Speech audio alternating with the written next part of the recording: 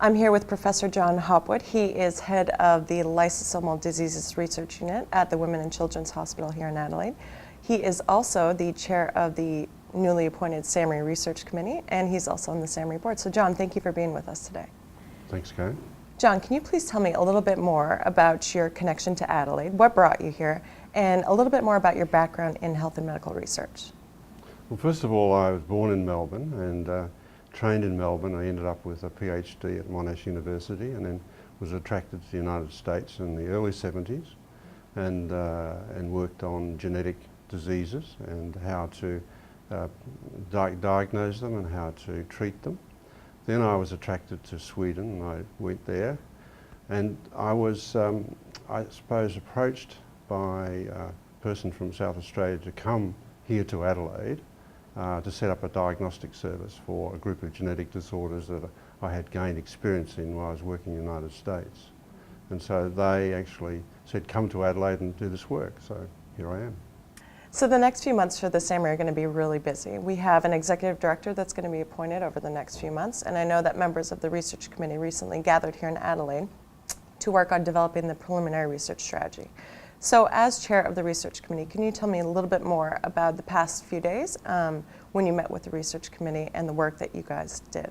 Thank you, Kay. I think this is a very important question.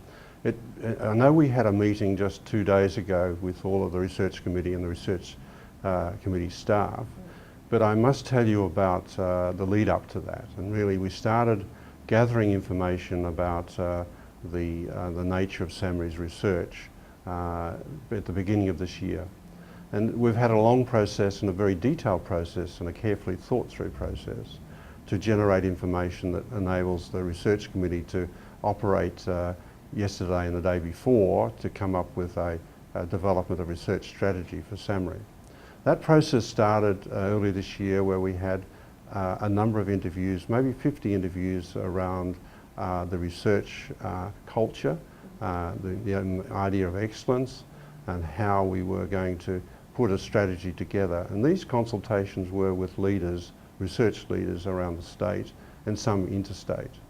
We then had a process of public forums where we invited discussion about the research structure and strategy for SAHMRI and the culture.